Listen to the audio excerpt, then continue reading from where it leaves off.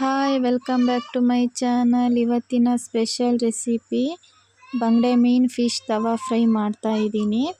ಅದಕ್ಕೆ ಒಂದು 5 ಬಂಗಡೆ ಮೀನನ್ನು ನೀಟಾಗಿ ಕ್ಲೀನ್ ಮಾಡಿ ಇಟ್ಕೊಂಡಿದ್ದೀನಿ.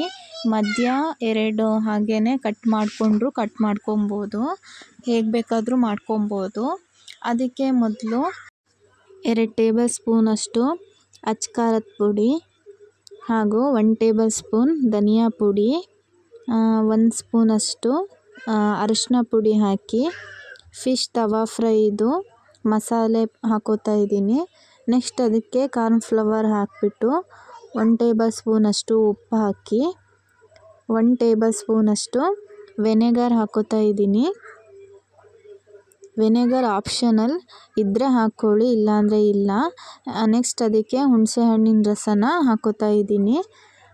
ನೆಕ್ಸ್ಟ್ ಶುಂಠಿ ಬೆಳ್ಳುಳ್ಳಿ ಪೇಸ್ಟನ್ನು ಆ್ಯಡ್ ಮಾಡ್ಕೊಳ್ಳಿ. ನಾನು ಅದನ್ನು ಲಾಸ್ಟಿಗೆ ಹಾಕೋತಾ ಇದ್ದೀನಿ. ನೀವು ಇವಾಗಲೇ ಆ್ಯಡ್ ಮಾಡಿಕೊಂಡು ಕರಿಬೇವಿನ ಸೊಪ್ಪನ್ನು ಹಾಕ್ಕೊಂಡು ಅದನ್ನು ನೀಟಾಗಿ ಒಂದ್ಸಲ ಮಿಕ್ಸ್ ಮಾಡ್ಕೋಬೇಕು. ಈ ಥರ ಅದನ್ನು ಪೇಸ್ಟ್ ಮಾಡ್ಕೋಬೇಕು. ಈ ಥರ ಪೇಸ್ಟ್ ಇದ್ದರೆ ತುಂಬಾ ಚೆನ್ನಾಗಿ ಬರುತ್ತೆ. ಟೇಸ್ಟ್ ಕೂಡ ತುಂಬಾ ಚೆನ್ನಾಗಿರುತ್ತೆ ಹಾಗೂ ತುಂಬಾ ಈಸಿ ಕೂಡ ಇದನ್ನ ಮಾಡೋದು. ಇವಾಗ ಫಿಶ್ಶಿಗೆ ನೀಟಾಗಿ 2 ಸೈಡನ್ನು ಕವರ್ ಮಾಡ್ಕೊಬೇಕು, ಪೇಸ್ಟನ್ನು ನೀಟಾಗಿ ಹಚ್ಕೊಬೇಕು.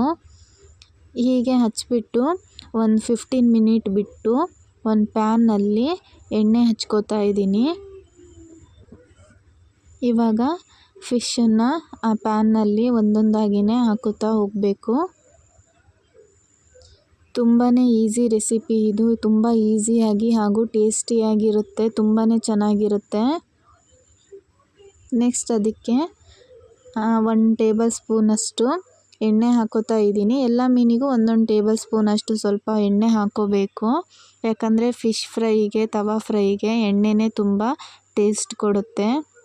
ಇಲ್ಲಾಂದರೆ ಅದೊಂಥರ ಡ್ರೈ ಇರುತ್ತೆ. ಆಯಿಲ್ ಇದ್ರೇ ಅದು ಟೇಸ್ಟ್ ಒಂಥರ ಡಿಫ್ರೆಂಟಾಗಿ ತುಂಬ ಚೆನ್ನಾಗಿ ಬರುತ್ತೆ. ಹಾಗಾಗಿ ಇವಾಗ ಒಂದು ಸೈಡ್ ನೀಟಾಗಿ ಚೆನ್ನಾಗಿ ಬೇಯಿಸ್ಕೊಂಡಾದಮೇಲೆ ಅದನ್ನು ಈ ಕಡೆ ತಿರುಗಿಸ್ಕೊಬೇಕು. ಈ ಕಡೆ ಸೈಡ್ ಕೂಡ ತುಂಬ ಚೆನ್ನಾಗಿ ಬೇಯಿಸ್ಕೊಬೇಕಷ್ಟೇ. ಬಂಗಡೆ ಮೀನು ತುಂಬ ಹೊತ್ತೇನು ಬೇಯಿಸೋದು ಬೇಡ, ಬೇಗನೆ ಬೆಂದುಬಿಡುತ್ತೆ ಅದು. ಇವಾಗ ಬಂಗಡೆ ಮೀನು ಫ್ರೈ ರೆಡಿಯಾಗಿದೆ ನೋಡಿ, ತುಂಬಾ ಚೆನ್ನಾಗಿ ಬಂದಿದೆ. ನೀವು ಒಂದು ಸಲ ಟ್ರೈ ಮಾಡಿ ನೋಡಿ. ಈ ವಿಡಿಯೋ ನಿಮಗಿಷ್ಟ ಆದರೆ ಲೈಕ್ ಮಾಡಿ, ಶೇರ್ ಮಾಡಿ, ಹಾಗೂ ಹೊಸದಾಗಿ ಯಾರು ಈ ವಿಡಿಯೋನ ನೋಡ್ತಾ ಇದ್ದೀರೋ ಪ್ಲೀಸ್ ಸಬ್ಸ್ಕ್ರೈಬ್ ಮಾಡಿ ಅಂತ ಹೇಳ್ತಾ ವಿಡಿಯೋ ಮುಗಿಸ್ತಾ ಇದ್ದೀನಿ. Thank you, bye.